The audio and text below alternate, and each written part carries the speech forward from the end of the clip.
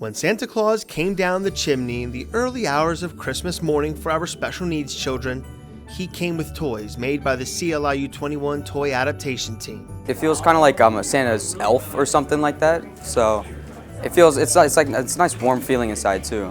Not all electronic toys are easy to use for kids who struggle with hand mobility.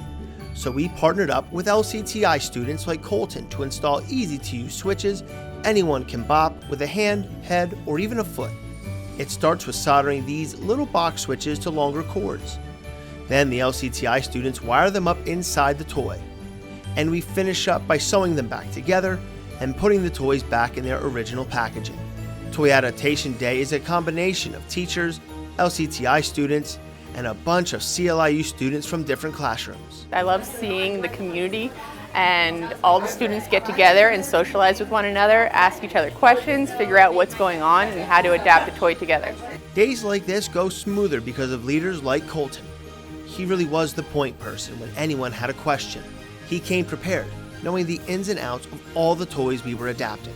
So I figured if I knew what was going on beforehand and then I could help others who didn't know what was going on, that everyone could have a better time overall. IU students like Sean had such a great time soldering adaptive switches and cords together which would eventually go into these toys. But he says just as important as the work, the collaboration between everyone to help make Christmas a little brighter.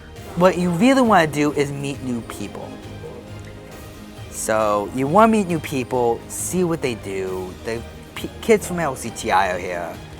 They're really helpful, and yeah, that's what it's all about. That's what it's all about.